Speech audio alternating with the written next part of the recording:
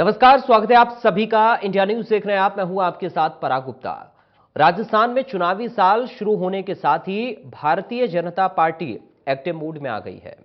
प्रदेश अध्यक्ष के बाद अब बीजेपी जल्द ही राजस्थान में नए नेता प्रतिपक्ष का ऐलान कर सकती है। राजस्थान बीजेपी के प्रभारी अरुण सिंह ने कहा कि 2 दिन में पार्टी विधायकों की बैठक आयोजित होगी, जिसमें विधायकों की राय के आधार और पार्टी आलाकमान के निर्णय के बाद नेता प्रतिपक्ष के नाम का ऐलान किया जाएगा। बता दें कि राजस्थान विधानसभा के नेता प्रतिपक्ष रहे गुलाब चंद कटारिया के असम के राज्यपाल बनने के बाद राजस्थान में नेता प्रतिपक्ष का पद खाली चल रहा है। ऐसे में चुनावी साल में भारतीय जनता पार्टी जातिगत समीकरण को साधते हुए अब अगले 48 घंटे में पार्टी के नए नेता प्रतिपक्ष का ऐलान करने वाली है। जो होते हैं वो विधायक ही नेता का चयन करते हैं, इसलिए इस पे हम कुछ नहीं कर सकते। केंद्रीय नेतृत्व का जो फैसला रहेगा वो विधायक जो चुनेंगे वही सर्वमान्य होगा। कि सीरियल ब्लास्ट में जयपुर में 71 लोगों की जान गई, 71 लोगों की जान गई, और उसके बाद सभी जो अभियुक्त थे वो बरी हो जाते हैं। सरकार ढंग से पैरवी नहीं करती, सरकार के बड़े वकील नहीं खड़े होते, थोड़ा ऊपर करो। और इस प्रकार के कांग्रेस सरकार का जो पैरवी है वह बहुत ही नरम रही है, लचीला रही है, और कांग्रेस केवल अपीजमेंट की पॉलिटिक्स पे विश्वास करती है। प्रेजेंट का बजट पढ़ते हैं जब उनको यही ध्यान नहीं रहता कि पिछला बजट क्या है, और दूसरा जब उनके ही मंत्री कहते हैं कि मुख्यमंत्री जी आप जो है अगर अभी नहीं सचेत हुए तो आपके इतने कम विधायक जीतेंगे कि जो फॉर्च्यूनर में बैठ कर ना जा पाए, उनके ही लोग उन पे आरोप लगा रहे हैं। और किस आंकड़े से कर रहे हैं वो तो वही जाने, लेकिन 156 का 56 भी नहीं आएंगे और कम आएंगे। कर्नाटक का चुनाव की घोषणा हो चुकी है, हमने पहले बूथ विजय भी। जयपुर बम ब्लास्ट आरोपियों के बरी किए जाने वाले मामले पर बीजेपी के प्रदेश अध्यक्ष सीपी जोशी ने राज्य की अशोक गहलोत सरकार पर तंज कसा। जोशी ने बयान जारी कर कहा कि सरकार की चूक के कारण अन्य मामलों को गंभीरता से लेते हैं, जो जयपुर की जनता के साथ हुआ उन्हें गंभीरता से नहीं लेते हैं। साथ ही जोशी ने कहा कि सरकार को न्यायालय में जाकर अपील करनी चाहिए। सरकार ने तुष्टीकरण का खेल खेला है।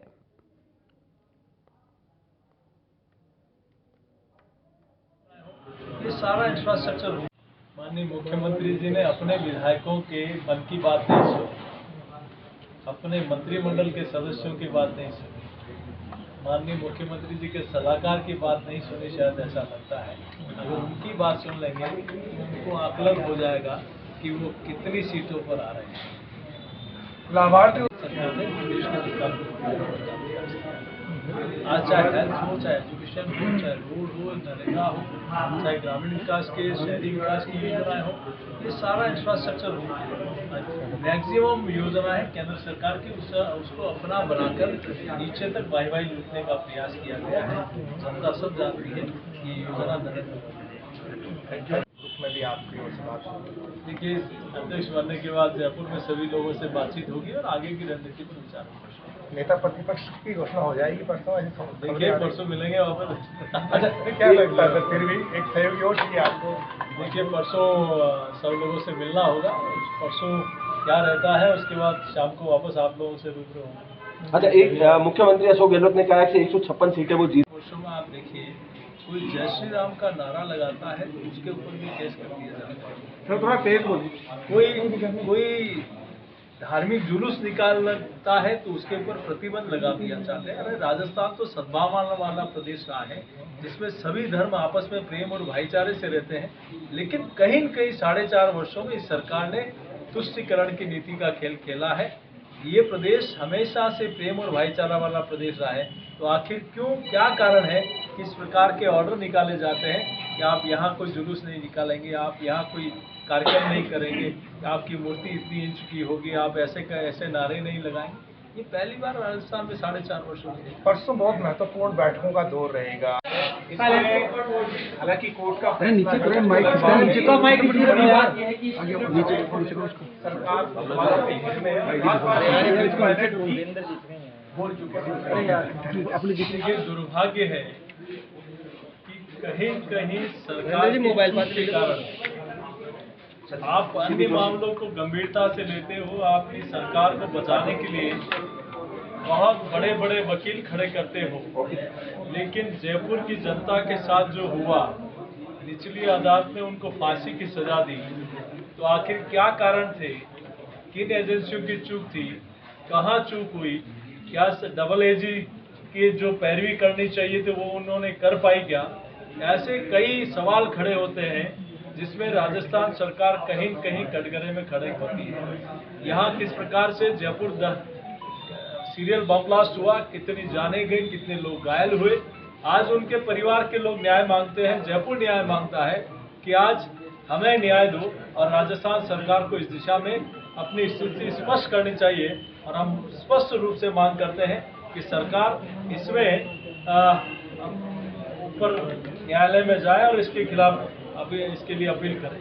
क्या लगता है माननीय मुख्यमंत्री जी ने अपने विधायकों।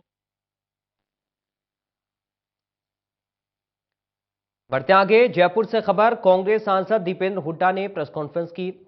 केंद्र सरकार विपक्ष की मुखर आवाज को दबाने में लगी है, ये उन्होंने कहा। साथ ही दीपेंद्र हुड्डा ने कहा कि देश की तमाम विपक्षी पार्टियों की जेपीसी के गठन की मांग है। अडानी ग्रुप से केंद्र सरकार का क्या रिश्ता है? बीजेपी खुद कंफ्यूज है कि कांग्रेस को किस तरह निशाने पर ले। राहुल गांधी जी की आवाज ना दबी है, ना दबाई जा सकेगी। कांग्रेस पार्टी देश में हो रहे भ्रष्टाचार के खिलाफ खड़ी है। प्रजातंत्र में प्रतिशोध की भावना ना हो। हमारी लड़ाई सत्य और न्याय की लड़ाई है। उन्होंने कहा कि अप्रैल में कांग्रेस जय भारत सत्याग्रह करेगी। राजस्थान में पूरी कांग्रेस एकजुट है। दीपेंद्र हुड्डा की ओर से प्रेस कॉन्फ्रेंस में ये कहा गया है।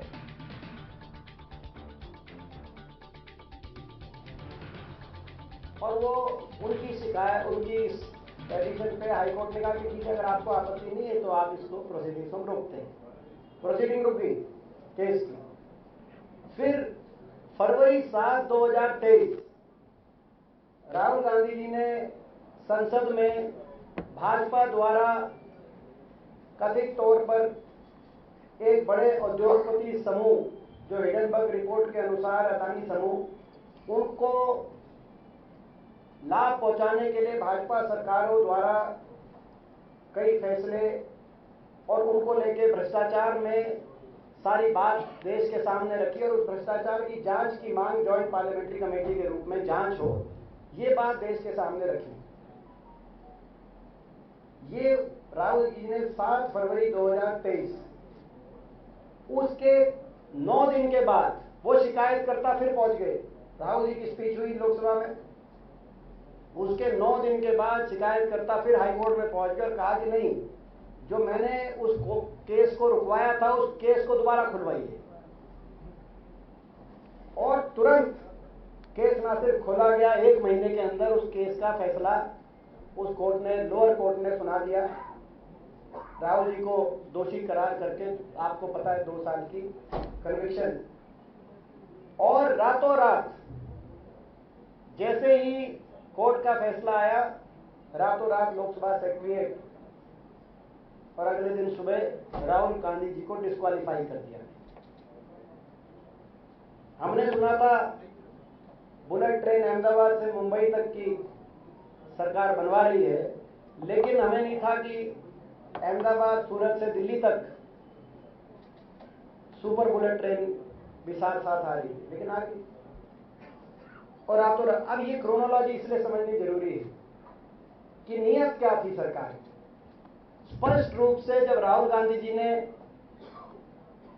इस देश की भाजपा सरकार के भ्रष्टाचार के मामले को सदन के और देश के सामने उजागर किया और उस भ्रष्टाचार पे जेपीसी के गठन के बाद जांच की मांग करी, तो उनकी आवाज को दबाने के लिए सरकार ने, हमारा ये कांग्रेस पार्टी का आरोप है सरकार, और ये कोई एक ही कोई वाकया नहीं, कोई ये हमारे दल के नेता है राहुल जी, उनकी आवाज को सरकार ने निशाने पे लिया है। लेकिन आज जो सरकार की कार्यशैली पिछले कुछ वर्षों में सामने आई है। देश में कोई भी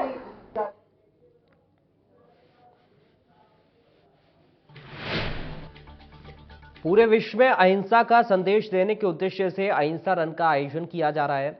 2 अप्रैल को जयपुर समेत भारत के 65 नेशनल चैप्टर्स और 16 अंतर्राष्ट्रीय में ये ऐतिहासिक रन एक साथ आयोजित होने जा रही है, जिसमें मुख्य अतिथि के रूप में मुख्यमंत्री अशोक गहलोत हरी झंडी दिखाएंगे। इस दौरान मुख्यमंत्री सभी रनर्स को प्रोत्साहित करेंगे। बता दें कि आपको अहिंसा रन की भव्यता को देखते हुए इसे गिनीज वर्ल्ड रिकॉर्ड में शामिल किया जा चुका है।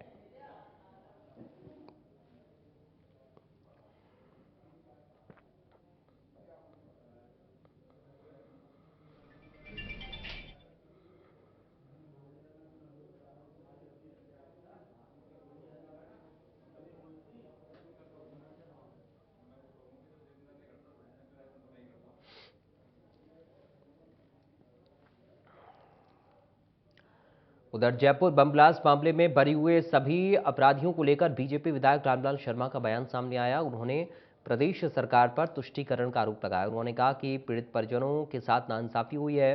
उन्होंने कहा कि बीजेपी मांग करती है कि जल्द ही सरकार इस फैसले के खिलाफ सुप्रीम कोर्ट के अंदर अपील करे और अपराधियों को सजा दिलाए। जयपुर बम ब्लास्ट के हाईकोर्ट के निर्णय को लेकर जो प्रभावित लोग हैं वही अतिशयोक्ति नहीं कर रहे। राजस्थान का आम आदमी भी इस फैसले को लेकर अतिशयोक्ति कर रहा है। माननीय न्यायालय ने जैसा कहा कि साक्ष्यों को क्रमबद्ध तरीके से और सरकार की पैरोकारी के अंदर कमजोरी की वजह से यह निर्णय हुआ है।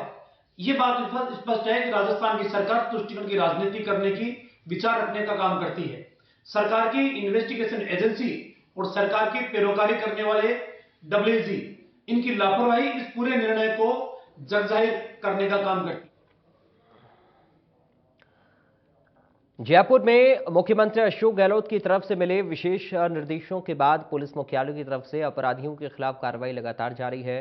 प्रदेश के कई इलाकों में की जा रही कार्रवाई को लेकर एडीजी क्राइम दिनेश एमएन ने इंडिया न्यूज से खास बातचीत की। एडीजी ने बताया कि अपराधियों को लेकर लिस्ट तैयार की गई थी, जिसके बाद अलग अलग रेंज में इस तरह की कार्रवाई को अंजाम दिया गया। आगे भी लगातार इस तरह की कार्रवाई जारी रहेगी। अपराधियों को किसी भी सूरत में बख्शा नहीं जाएगा।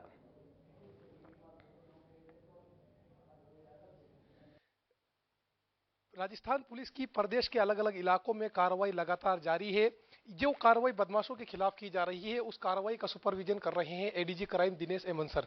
सर, जिस तरह से बड़ी जिम्मेदारी सरकार ने आप पर दी और अब जिस तरह से कार्रवाई की जा रही है, सर प्रदेश की जनता भी राजस्थान पुलिस से काफी खुश नजर आ रही है। किस तरह से कार्रवाई की जा रही है? नहीं, एक तो हमारी सरकार की निर्देश थे, प्लस हमारे डीजी साहब की जो डायरेक्शंस थे, जिसमें जो अभी इन दिनों में कुछ फायरिंग इंसिडेंट ज़्यादा हो रहे थे, कुछ लोग फायर करके जो सोशल मीडिया में आके क्लेम करना और सोशल मीडिया में आके उसकी जिम्मेदारी लेना, इस तरह से बेखौफ होकर कर रहे थे। इसलिए उनके खिलाफ एक्शन लेने के लिए हमने कुछ कार्रवाई की है अभी इन दिनों में। तो रेंज स्तर पर जो आईजी की मॉनिटरिंग में, आईजी के निर्देशन में हम जितने भी जो उस तरह के बदमाश है जो पहले आर्म्स एक्ट में बंद हुए हैं और हथियार के साथ वारदात की है, 302 की हो, 307 की हो, लेकिन अभी जमानत पर आए हुए हैं, और जो गैंग्स है और उनकी जो एसोसिएटेड मेंबर्स है, प्लस हार्डकोर क्रिमिनल्स है, एक्टिव हिस्ट्री शीटर्स है और कई वारंटी है, इस तरह की इनकी लिस्ट बना के थाने वाइज उनके ऊपर सामूहिक रूप से पूरा रेंज लेवल पे कार्रवाई होती है, जिससे रेंज लेवल पे कभी 3000 पुलिसकर्मी, कभी 2000 पुलिसकर्मी जो रेड्स करते हैं और उनको अगर वांटेड है तो अरेस्ट करते हैं, वारंटी है तो भी अरेस्ट करते हैं। अगर सर्च करते हैं इनके प्रीमिसेस को, उसमें अगर कुछ हथियार मिले, कोई दारू मिले या एनडीपीएस की कुछ सामग्री मिले, उसमें कार्रवाई की जाती है। तो इसके अलावा जो हार्डकोर क्रिमिनल से इनकी प्रॉपर्टी की डिटेल्स, इनकी बैंक डिटेल्स सब लिया जाता है, प्लस इनकी अगर इन्होंने क्राइम की वजह से कोई संपत्ति बनाई है उसकी भी हम देखते हैं, प्लस उसको कैसे जब्त किया जाए, अगर कोई इलीगल बना है उसके खिलाफ क्या प्रशासन से एक्शन करवाई जा सकती है वो देखते हैं। प्लस इनकी जो केसेस पेंडिंग है, जमानत पर है लेकिन फिर भी कोई वारदात कर रहे हैं तो जमानत कैंसिल कराने के लिए कोशिश करते हैं, प्लस उनके केसों को मॉनिटर करते हैं, मॉनिटर करके उनके पीछा करने के लिए प्रयास कर रहे हैं हम लोग। जो बेसिकली जो क्राइम प्रिवेंशन करना है, अगर क्राइम हो जाए उसको डिटेक्ट करना है, अच्छा तफ्तीश करके चार्जशीट करना है, उसके बाद कोशिश करना है कि उसमें सजा हो जाए।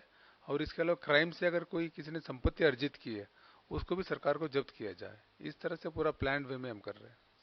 जितने लोगों को चिन्हित किया गया था बदमाशों को, और आगे किस तरह से अब ये कार्रवाई रहने वाली है? क्या सर माने कि आने वाले दिनों में सर, क्योंकि जिस तरह से हम कार्रवाई देखें 2 दिनों में तकरीबन सर एक जगह पर 2500 बदमाश गिरफ्तार किए जाते हैं, एक जगह पर 2800 के करीब बदमाश गिरफ्तार किए जाते हैं। सर बदमाशों की कमर तोड़ के रख दी राजस्थान पुलिस ने। आने वाले दिनों में इस तरह की कार्रवाई और देखने को मिल सकती है? बेसिकली स्टार्टिंग में तो जो हमें लगा कि जो एक्टिव हो रहे हैं उनके खिलाफ हमने एक्शन लिए। उसके बाद अब जिला स्पेसिफिक, थाना स्पेसिफिक, अब एसपी और आईजीस हमारे मेरे मतलब पीएचक्यू के डायरेक्शंस में काम करेंगे। जैसे किसी जगह नारकोटिक्स का ज़्यादा होगा, किसी जगह अवैध माइनिंग का होगा, किसी जगह दारू की तस्करी ज़्यादा होगी, किसी जगह भूमाफिया ज़्यादा होंगे। जो जिला स्पेसिफिक, एरिया स्पेसिफिक हम प्लान करेंगे। और अभी भी काफ़ी लोग वांटेड है, अभी हमारे कुछ गैंग्स में वांटेड है, कुछ मर्डर्स में वांटेड है, कुछ एनडीपीएस में वांटेड है। तो इनके लिए भी हम लोगों ने काफ़ी इनाम वगैरह घोषित की है। उनको भी लगातार हम पीछा करेंगे। और ये जो बदमाशों के पीछा करना, प्रोसिक्यूट करना, ये निरंतर रहेगा और ये हमेशा जारी रहेगा। ये आखिरी सवाल आपसे, जिस तरह से सर गैंग्स की बात की जा रही है, बड़े बड़े सर कुछ गैंग्स लीडर हैं, रोहित गोदारा हुआ, गोल्डी बरार हुआ, विदेशों में बैठकर गैंग ऑपरेट कर रहे हैं, इनके खिलाफ सर पीएचक्यू ने क्या कुछ तैयारी की है? नहीं, इनके बेसिकली उनको अरेस्ट करने के लिए कोशिश कर रहे हैं। और हम कोशिश कर रहे हैं कि क्योंकि ये तो आराम से बैठे जेल में और बाहर, जो युवा बच्चे हैं जो समझ में नहीं आता, उनको फेसबुक के जरिए और सोशल मीडिया के जरिए बरगलाते हैं, उनसे क्राइम कराते हैं। उनसे जो क्राइम जो कर रहे हैं उनको वो भुगतेंगे। और क्योंकि हम यही आशा करते हैं कि जो अनएम्प्लॉयड यूथ है या इस तरह के जो लोग हैं क्राइम की दुनिया में नहीं जाए। अल्टीमेटली उनको नुकसान ही है, कोई भी ज़्यादा उससे कोई फ़ायदा नहीं है। जेल जाना, केस फेस करना, प्लस उसमें सज़ा पाना, और ये सब बहुत तकलीफ़ की बातें हैं। और इनको भी जो जेल में है उनको कोशिश करेंगे मोबाइल नहीं चले इनके यहाँ, और जो बाहर है उनको लाने के लिए कोशिश करेंगे। ये थे हमारे साथ में एडीजी क्राइम दिनेश एमन सर, जिन्होंने बताया कि किस तरह से पीएचक्यू से मिले निर्देशों के बाद अलग अलग रेंज में कार्रवाई की जा रही है। वहीं युवाओं से अपील की है कि कोई इन गैंगस्टर्स के जो फॉलो है उसके चक्कर में नहीं आए, अन्यथा आपको भी जेल की हवा खानी पड़ सकती है। और आने वाले दिनों में और कार्रवाई बदमाशों और गैंग्स को लेकर देखने को मिल सकती है। सहयोगी कैमरा पर्सन राकेश गुप्ता के साथ मोहम्मद रजाउल्ला, इंडिया न्यूज, जयपुर। फिलहाल अभी के लिए इस बुलेटिन से मुझे दीजिए इजाजत। बाकी खबरों के लिए आप बने रहिए।